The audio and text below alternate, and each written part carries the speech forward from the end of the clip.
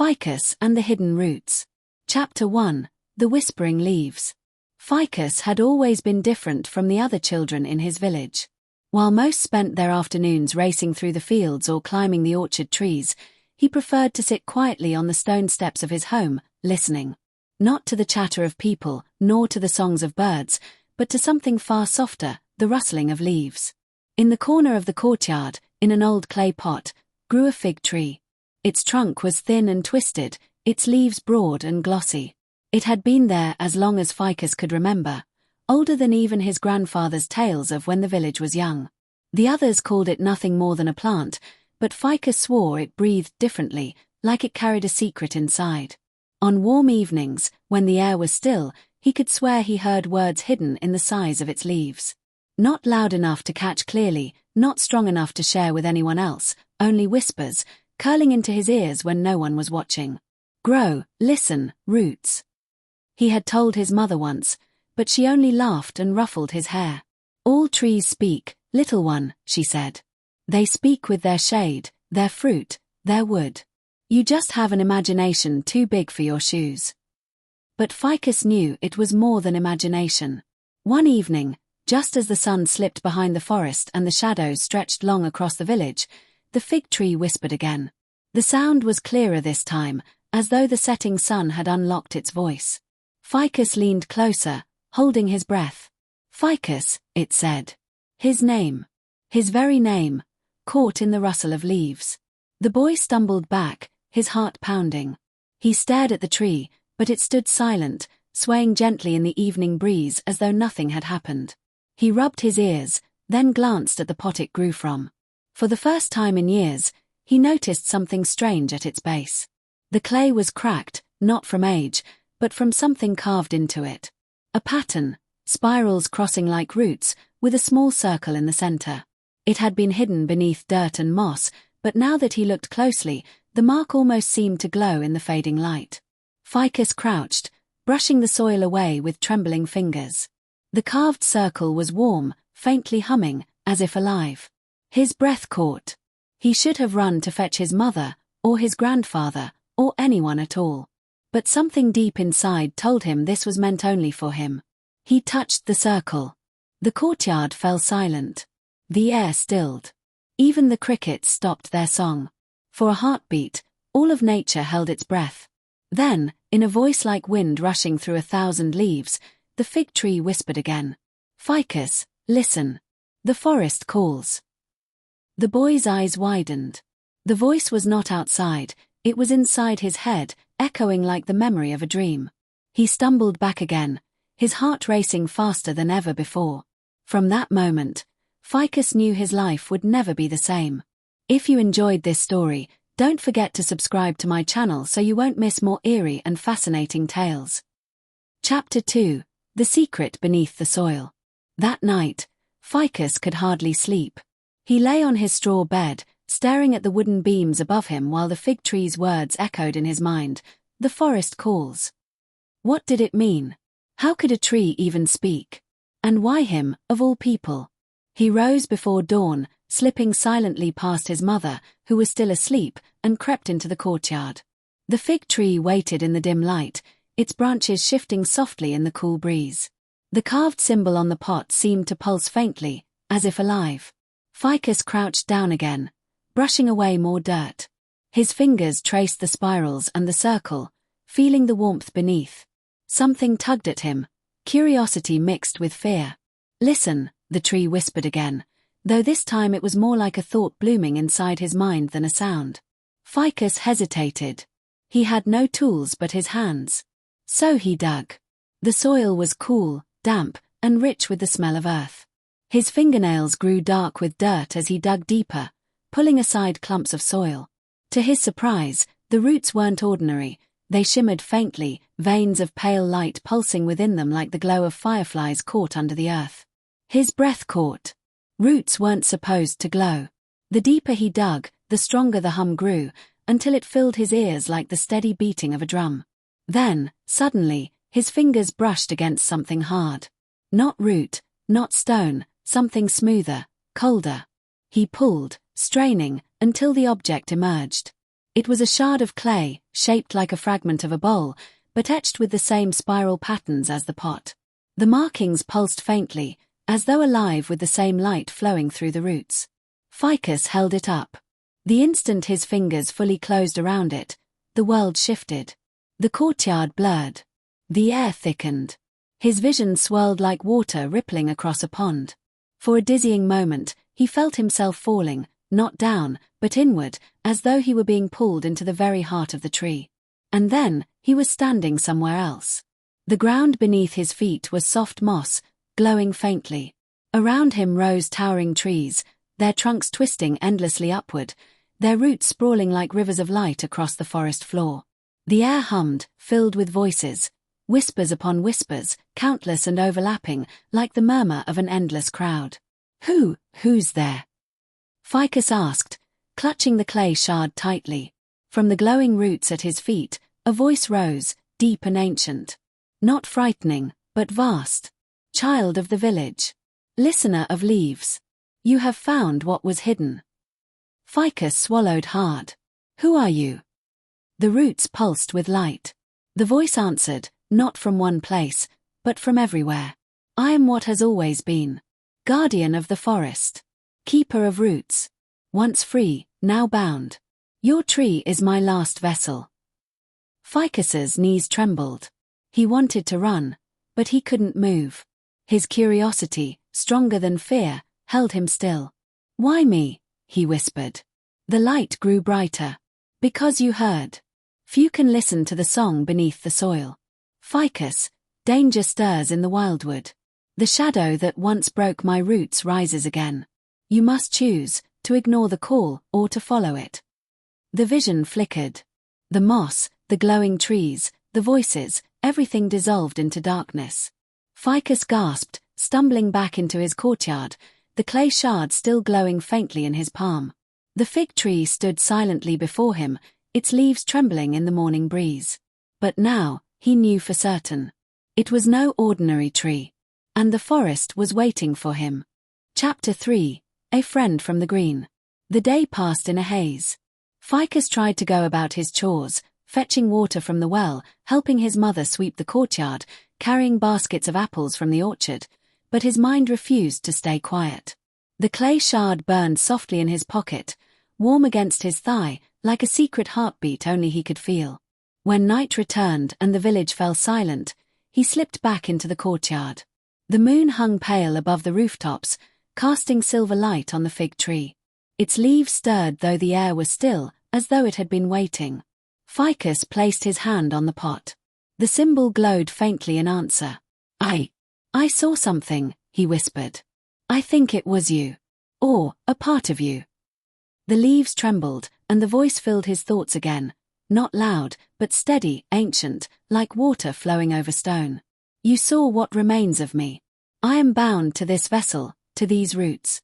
Long ago, I walked the forest as its guardian. But shadows came. They gnawed at the earth, poisoned the soil, and shattered my strength. What little I saved was bound here. Fikus's eyes widened. The shadows. I've heard the old stories. My grandfather said the Wildwood was cursed. Nobody goes there anymore. Because it is not safe, the tree answered. But it stirs again. I feel it, creeping closer. The balance of growth and decay falters. If the shadows reach your village, they will devour more than trees. Fikus shivered. Why are you telling me this? I'm just a boy. I can't fight shadows. The branches bent slightly toward him, as though bowing. Because you hear me. Few do. Roots whisper to all, but most walk deaf upon them. You are different. Fikus. You are a listener. The word echoed in his head, strange and powerful. Listener, he repeated softly. The fig tree's leaves rustled again, gentle this time. You need not fight with strength. Only with courage. The roots will guide you. But you must step into the wildwood, where my roots cannot reach. Fikus's stomach twisted. The wildwood. No child in the village dared even near its edge. The elders said people entered and never returned, swallowed by shifting paths and endless darkness. And yet, Hadn't he always felt the forest calling him? The rustling leaves, the whispers in the soil, it had never frightened him. Not until now. He looked up at the tree, its branches swaying softly in the moonlight. "If I go," he asked, "will you help me?" The voice softened, warm as sunlight breaking through morning fog. "Always. You are not alone, listener. I am with you, as long as you hold my shard." Fikus reached into his pocket, drawing out the clay piece. It glowed brighter now, pulsing gently with the rhythm of his own heartbeat. And for the first time, though he was afraid, he felt a thread of courage wind its way into his chest. He clenched the shard tightly. "Then I'll go." The fig tree whispered like a sigh of relief. "The wildwood awaits. Go at dawn. Follow the root songs. And beware, for shadows wear many faces." Fikus nodded, his decision made. Tomorrow, he would step beyond the safe paths of his village. Tomorrow, he would enter the wildwood. And whatever waited there, he would face it, not alone, but as a listener. Chapter 4. Into the Wildwood. The sun rose pale and cold, its light spilling over the rooftops as if reluctant to begin the day. Fikus was already awake. He had packed a small satchel with bread, dried berries, and a flask of water. The clay shard rested safely inside, wrapped in cloth, though it still pulsed faintly with warmth as if reminding him it was alive. His mother noticed his restlessness. "Off to play with the orchard boys?" she asked, setting a loaf on the table. "Yes," Fikus lied quickly, avoiding her eyes. Guilt pressed heavy on his chest, but he couldn't tell her. She would never understand. She would never let him go.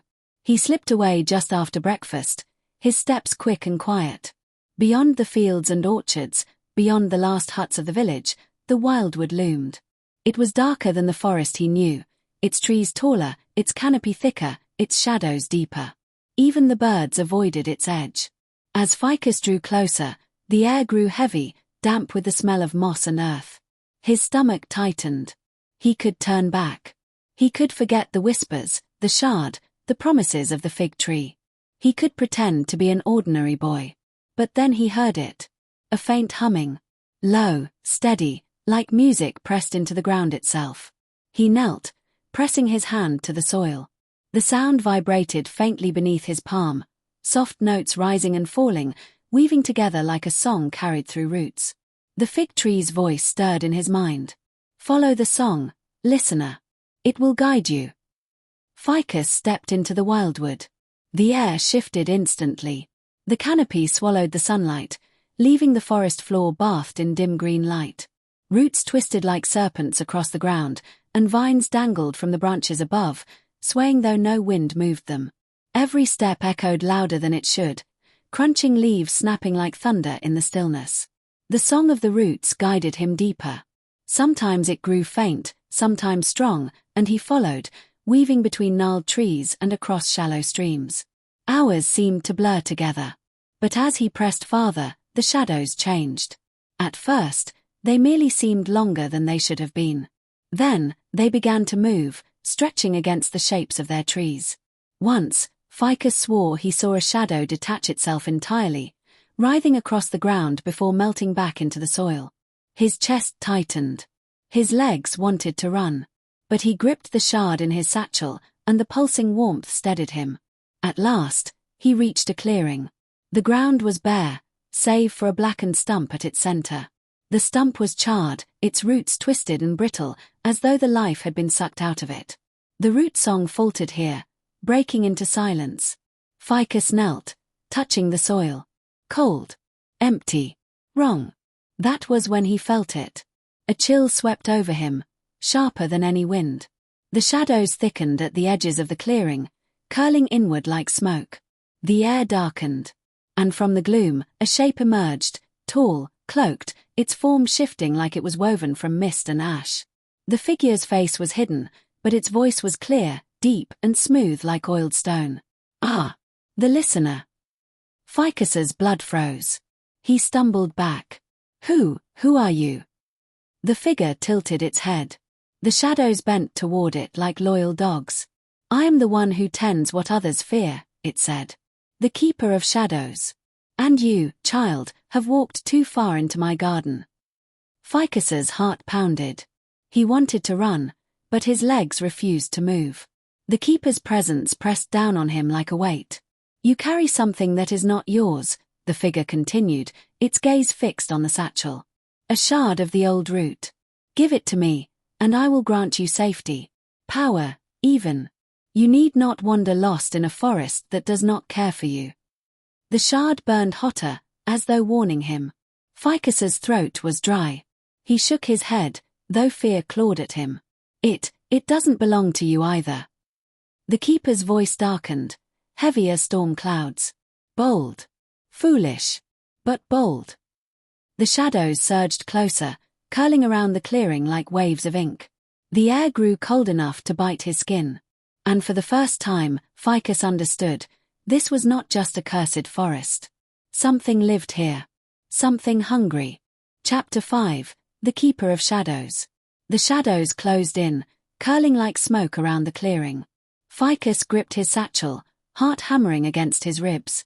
The keeper stood tall in the gloom, its form flickering like it was stitched from mist. Though its face was hidden beneath a hood of darkness, Fikus felt its gaze pierce through him. You carry something older than your village, child, the keeper said, its voice like gravel rolled smooth by a river. That shard belongs with me. Fikus shook his head, clutching the satchel tighter. It was given to me. The keeper chuckled, a low sound that rumbled through the roots beneath them. Given. No, listener. Stolen. The roots once stretched across this forest. Yes. But they are broken now. Withered. Fading. It is only natural that I tend what remains. The shadows slithered closer, stretching like fingers toward him. Fikus stumbled back, but the stump blocked his retreat.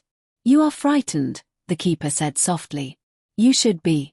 But there is no need. Give me the shard, and I will grant you strength. You will not have to fear me, or anything else. Imagine it, the whispers of every shadow, the power to command them. All yours. The words pressed heavy against his thoughts. For a heartbeat, Fikus imagined it, commanding the shadows instead of fearing them. Never being small, never being powerless again. But then the shard burned hot in his satchel, pulsing in rhythm with his heart. And another voice stirred in his mind, the fig trees, softer but steady. Beware, shadows wear many faces. Fikus straightened, though his knees shook. You're lying. The tree told me what you are. You broke the roots. You poisoned the forest. The keeper tilted its head. For a moment, the shadows stilled. Then it laughed, louder this time, a sound like dry branches snapping. Ah! So the old root still whispers. Foolish thing, clinging to its vessel. It has filled your head with pretty songs of growth and light. But light blinds, listener. Roots choke. The forest does not care for your village, your people, or even you. It only grows, and in its growth, it strangles. Shadows, they free what light enslaves. Fikus's chest tightened. The words gnawed at him, sowing doubt like thorns. What if the keeper was right? What if the forest only cared for itself, and he was nothing more than a tool? The shard burned hotter still, as if urging him to remember. He clenched it in his hand and shouted. No! The roots sing. I heard them. They don't strangle, they connect. They carry life. The keeper's form flickered, its cloak of shadows rippling like water disturbed. Its voice dropped, colder than before. You will regret that answer. The shadows surged. They lashed across the clearing, twisting into shapes, hands with too many fingers, serpents with hollow eyes, wolves with gaping maws. They lunged, and the air grew so cold Fikus's breath came out in white wisps. Instinct took over. He pressed the shard against his chest. Light burst forth, not blinding, but soft and steady, like moonlight spilling across water. The shadows hissed, recoiling. The wolves snapped at the glow but vanished into mist before their teeth could meet. The serpents crumbled into smoke. The keeper staggered back a step, its cloak writhing as if in pain. Its voice cracked with fury. Child of leaves. You meddle in what you cannot contain. Fikus, trembling but resolute, lifted the shard higher. I won't give it to you. The clearing shook. The trees groaned, their branches creaking like bones under strain. The keeper's form flickered wildly, but its voice remained sharp as knives. Then carry your shard, listener. Carry it into the Wildwood's heart. I will be waiting. With that, the shadows collapsed inward, sucking themselves into the black stump. The air cleared, the chill fading. The forest grew still once more. Fikus fell to his knees, gasping. His whole body shook, not just from fear, but from the weight of what he had chosen. He had stood against the keeper. For now. But the battle was only beginning. Chapter 6, The Song of Roots. Fikus lay on the moss, chest rising and falling in quick, uneven breaths. The shard's glow dimmed slowly, fading back to its soft pulse. His hands trembled as he held it, but the warmth steadied him, reminding him he wasn't alone. The clearing was silent now. Too silent. Even the wind seemed afraid to move. Fikus forced himself to stand. His knees wobbled, but he stayed upright. "Tree," he whispered, clutching the shard. The fig tree's voice came faintly, stretched thin as though carried from far away. "I am here, listener. You faced the keeper, and you did not yield." Fikus swallowed, relief loosening the knot in his chest. "It tried to trick me. To take the shard." "It will not stop," the voice said, soft but firm. "The keeper feeds on doubt. It weaves lies from fear. But you carry the root song. Hold it close, and it will guide you." "The song?" Fikus asked. The shard pulsed. The ground beneath him vibrated, faint but steady. He knelt, pressing his hand to the soil. And then, he heard it again. The humming. The gentle rise and fall of tones weaving together. This time, clearer than before. It wasn't just noise. It was music, an endless chorus flowing through the ground. He gasped. Each note carried something, a memory, a feeling. He felt the rush of rain soaking the soil, the stretch of roots drinking deep, the quiet strength of trunks standing tall against the wind. He felt the pulse of life connecting every tree, every blade of grass, every creeping vine. It was beautiful. "This is the song of roots," the fig tree whispered. "It binds the living.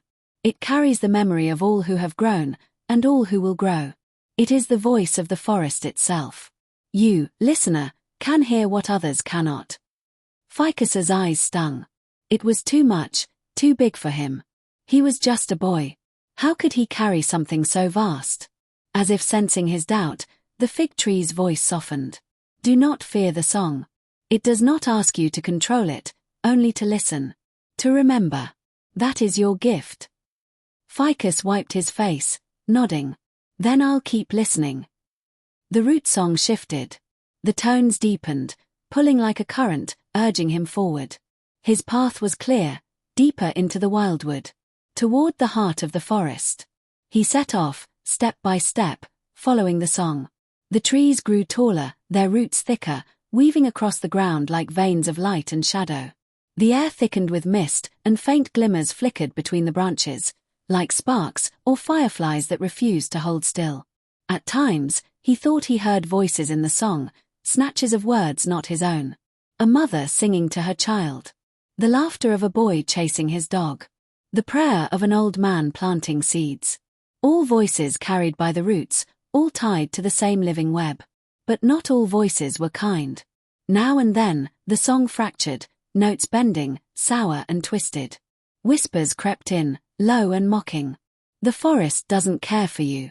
You are alone. The shadows wait." The keeper's voice, woven into the roots. Fikus pressed the shard tightly to his chest, focusing on the true song.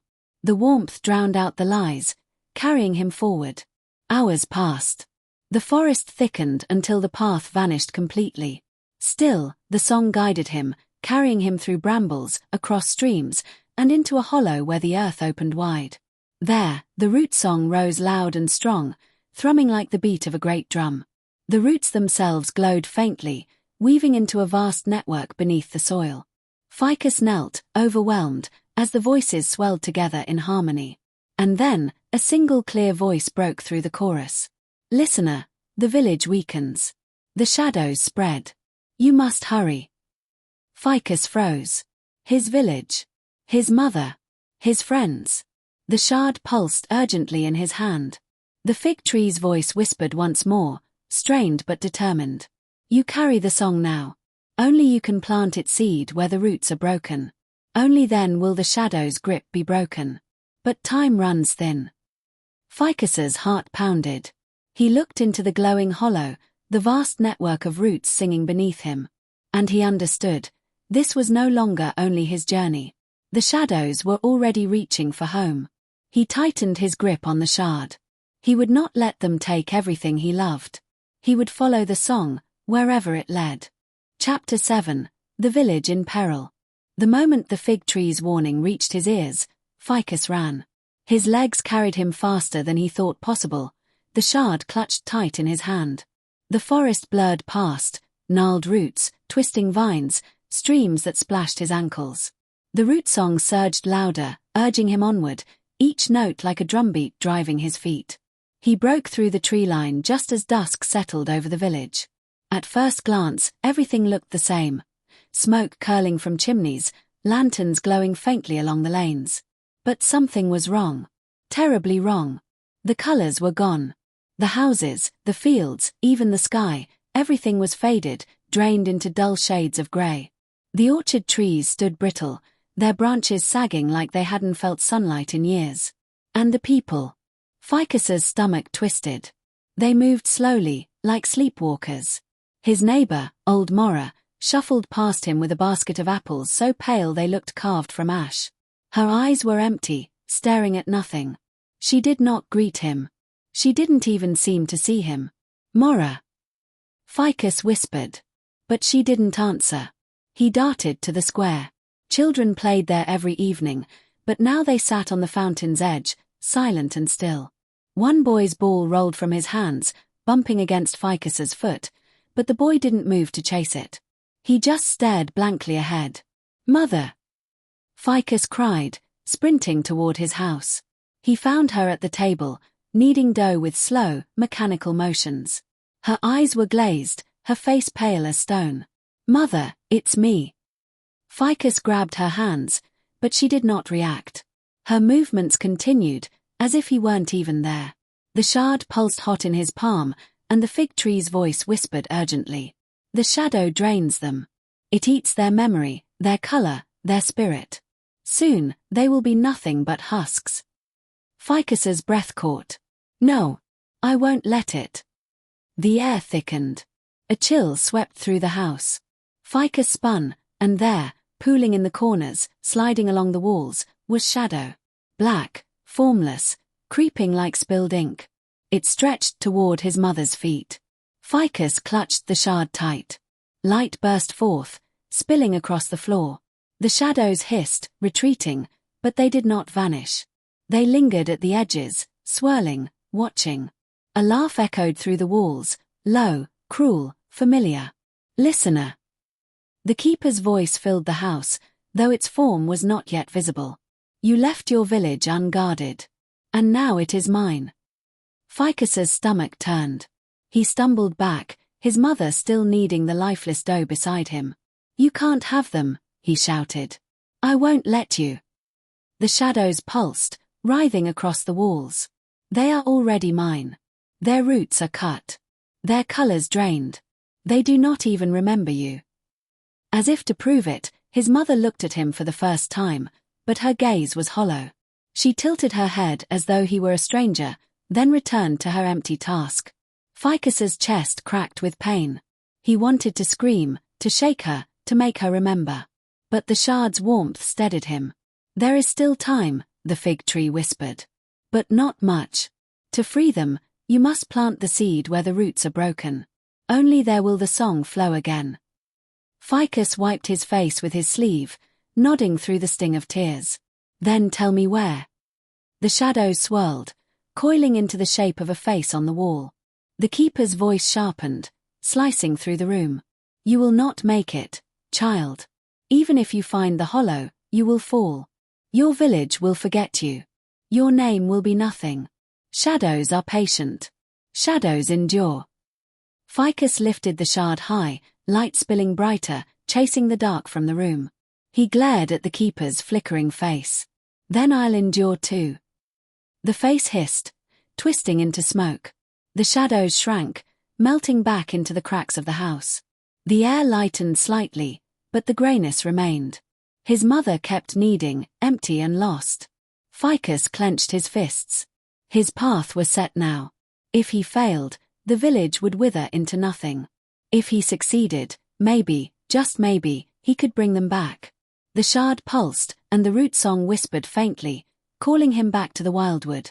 Fikus looked one last time at his mother. "I'll bring you back," he whispered. Then he turned and ran into the night. Chapter 8, A Choice of Growth. The forest swallowed him once more. Fikus ran until his legs burned, following the pull of the root song as it thrummed urgently beneath the ground. The shard glowed brighter than ever, guiding his steps through brambles and bogs, across roots slick with moss. Everywhere he went, he saw signs of the shadow's reach. Trees withered, their bark blackened and peeling. Streams ran dark, the water sluggish as if poisoned. Even the animals had vanished, no birdsong, no rustle of foxes or deer. Only silence. At last, the path opened into a wide hollow. The air here was heavier, darker, as though the forest itself held its breath. And in the center, he saw it. A wound in the earth. The soil was cracked, gaping like a scar, its roots snapped and curled in on themselves. Black smoke rose from the fissures, twisting into the air. The root song faltered here, notes bending out of tune, broken and weak. Fikus clutched the shard. The fig tree's voice stirred in his thoughts, quieter than before but steady. This is where it began. The keeper struck deep, severing the song. Here, the seed must be planted. Seed? Fikus asked, breathless. The shard glowed hotter in his hand. He looked down, and saw it changing. The cracks in the clay widened, crumbling away.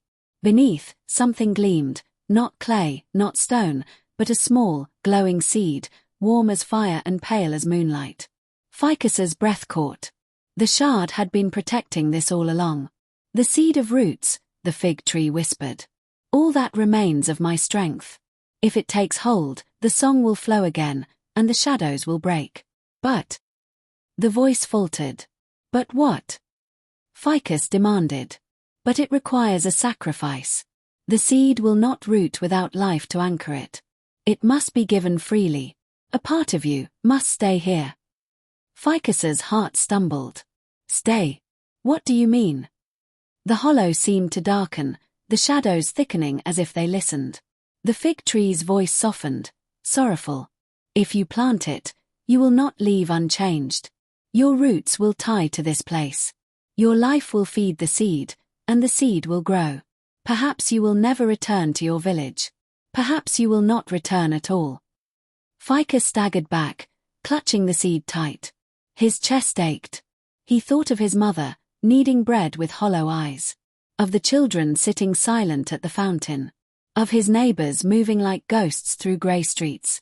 If he did nothing, they would fade into nothing. If he planted the seed, he might never see them again. The shadow stirred in the fissure, rising like smoke. And the keeper's voice slithered into the hollow. Do you see now, listener? It hissed. The forest demands your life.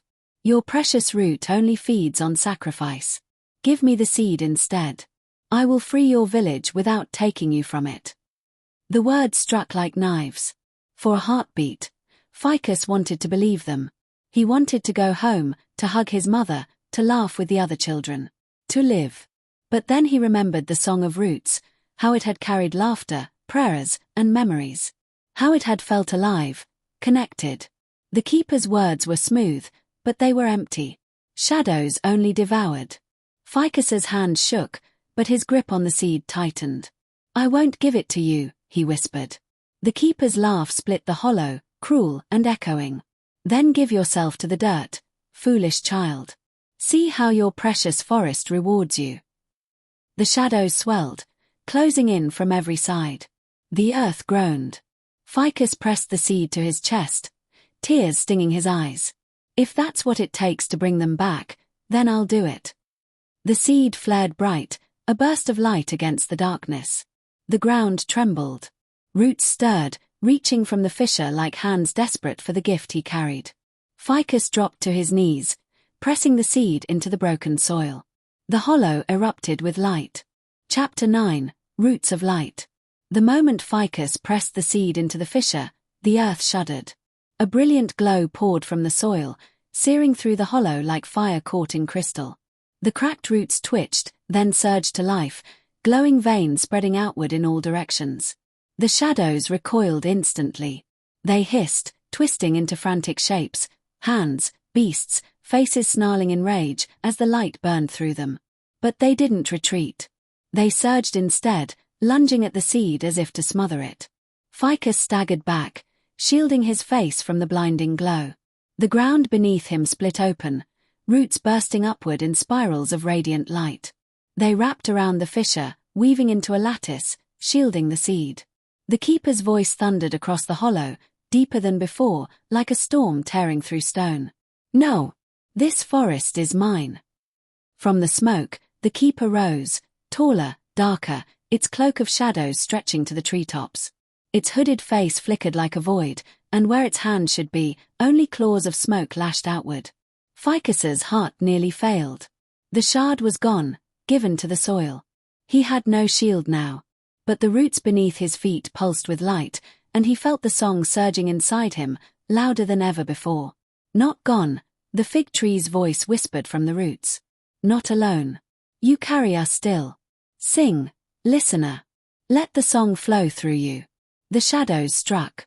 Tendrils of black smoke lashed toward him, fast and furious.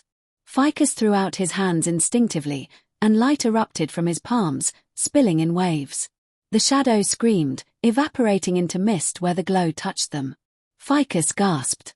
The light wasn't his own, it was the root song, flowing through him like water through a hollow reed. He was only its vessel. He spread his arms, and the song burst outward, a chorus of voices rising with him. He heard the laughter of children, the prayers of elders, the rustle of leaves and rain. All woven together, stronger than the keeper's empty hunger.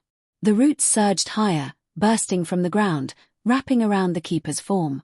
The shadow thrashed, claws slicing through trunks, but the light only grew brighter, binding it tighter.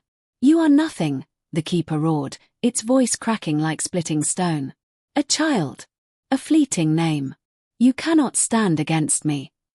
Fikus's knees shook, tears streaming down his face, but he shouted back with every ounce of breath he had. "I'm not nothing. I'm a listener, and I'm not alone." The hollow blazed. The seed burst fully to life, its glow shooting upward in a pillar of light that pierced the canopy, flooding the wildwood with brilliance. The trees trembled, their roots awakening one by one, glowing as the song spread across the forest. The keeper let out a final, ear-splitting shriek as the roots coiled around it, pulling it down into the fissure. Its cloak shredded into smoke, its voice unraveling into nothing. The shadows scattered, dissolving like mist under the morning sun. Then, silence. The hollow was transformed. Where there had been a wound, a sapling now stood, tall, glowing faintly, its leaves shimmering with silver light. The roots beneath it hummed steady and strong, their song whole again. Fikus fell to his knees, exhausted. The light dimmed around him, but he could still feel the pulse of the seed, now rooted firmly in the earth. "You did it," the fig tree's voice whispered, soft as a breeze through leaves. "The song flows once more. The shadows are broken." Fikus smiled weakly, though his body trembled. "Then, the village. They will remember," the voice assured him. "Color will return. But you, listener, you are bound now.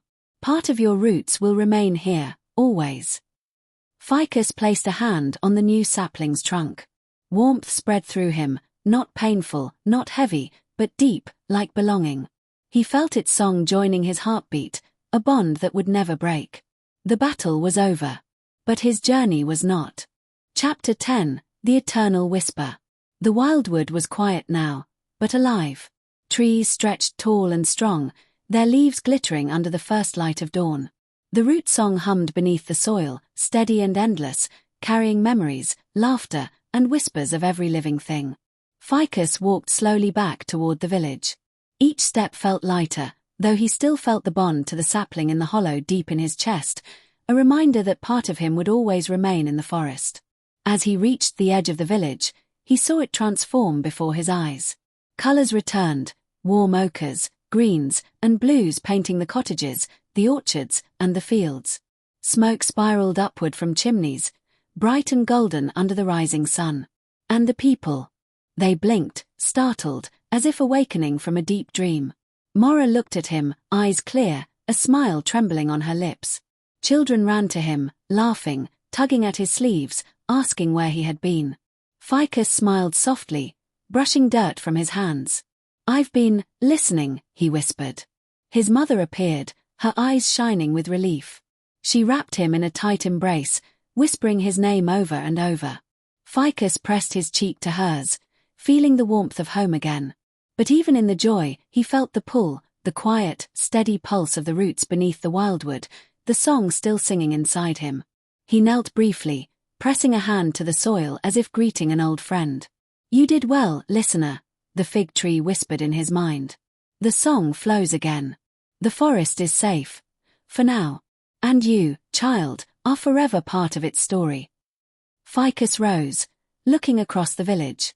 He knew life would continue, that the orchards would bear fruit, that children would laugh in the streets, that people would remember what it meant to live in harmony with the world around them. Yet he also knew that the whispers would never leave him. Even in the quiet moments, in the stillness of night, the root song would call. Sometimes soft, sometimes urgent, reminding him of the balance he had restored, the sacrifice he had made, and the life that flowed through all things. He smiled to himself. The wildwood had given him its gift, courage, knowledge, and a connection to the living song of roots. And in return, he had given it a part of himself, a bond that would endure for generations. Fikus walked through the village, now alive with color and sound, knowing that he would always be a listener. And sometimes, when the wind stirred through the fig tree's leaves, he could still hear it whisper his name. Fikus, grow, listen, roots. A reminder that life was never-ending, and that even a single boy could change the fate of many when he chose to listen. And so the forest sang, the village thrived, and the story of Fikus, listener of leaves, keeper of roots, became a quiet legend, carried in the whispers of the wind, the song of the soil, and the eternal pulse of life.